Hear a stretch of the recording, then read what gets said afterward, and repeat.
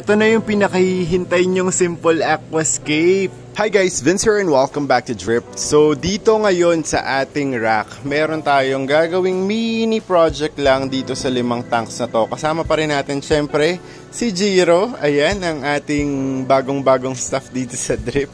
So dito budol na budol ako ni AB Beta. Sabi niya gumawa ka na ng shrimp tank. Gumawa ka na ng shrimp tank. So ngayon, ipupush ko na yan para hindi na ako kulitin ni AB Beta. Also known as AB Fish Spot. Yan na yung pangalan niyang bago ngayon dun sa kanyang sticker. Ngayon ang gagawin namin ni Jiro ay i-clear namin itong 5 tanks na to. Tapos i-aquascape natin siya. Kasama natin si Jiro ngayon and titiltilin na namin itong mga malalaking pieces ng bato. So ayang medyo malaking yan, hahatiin yan sa gitna. Tapos yung isang malaki na yun hahatiin.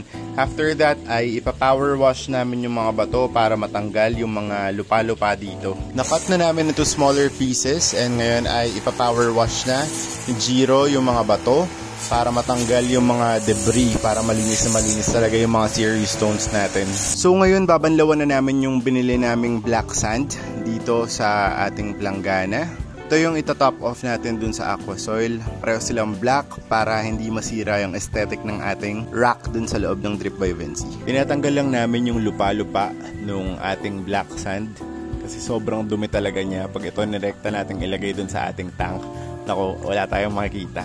Nakabili na ako ng mga material. So dito meron tayong serious stone, dito meron tayong black sand, nahugasan na namin yan. Tapos bumili na rin tayo ng TCFM Eco Soil Plus. Isang bag na yung binili ko. This is not sponsored, TCFM baka naman. Ito yung gagamitin nating aqua soil kasi super trusted ko to. Kahit tumagal na, hindi sila nadudurog. Ang gagawin ni Jiro ngayon ay tatanggalin niya muna yung mga existing na isda dun sa ating tanks 33, 34, 35, 36, 37. Tapos isa-siphon niya yung tubig.